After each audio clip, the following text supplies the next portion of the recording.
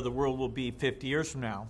I hope I'm around to see it, but I think we can already see the shape of things in some ways.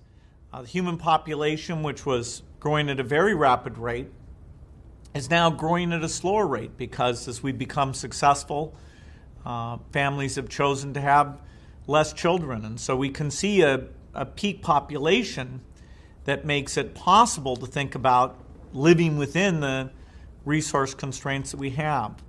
We can also see a decline in violence. It's amazing now because we hear about all the violent things around the world, but every century the world has had a lot less war, a lot less violent deaths, and we've come to value the work that's being done but in other countries, making great products, and really think together about humanity's common future. The pace of innovation will need to surprise us in some ways. What form this great energy source will be that will avoid us destroying the environment. That's an invention that's very, very important. How much care will we give towards making sure that the poorest several billion are not completely left out? There's been a little bit of progress there, but the inequity level still should concern us quite a bit. And then there are things that are harder to predict. For example, how important will robots be in 50 years? Maybe 20 years ago, people, when they first heard about robots, thought, wow, that's pretty scary. What does it mean?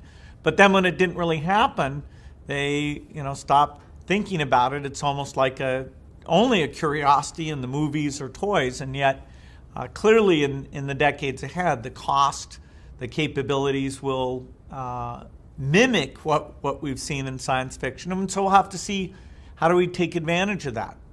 As we're living longer, how do we find fulfillment? What does a working career look like in terms of timing? The world will have aged on average, and that brings with it very interesting problems. And so it's not without challenges, but the path of extended lifespan, more science, more global understanding, sense of our common humanity, more education, more ability to watch a great course and not give up the curiosity that you're born with, but try to think about the world and where it can go and how you can contribute to it. I think all of these things are taking more advantage of our innate capabilities and will allow us to make 50 years from now a far better place than even what we have today.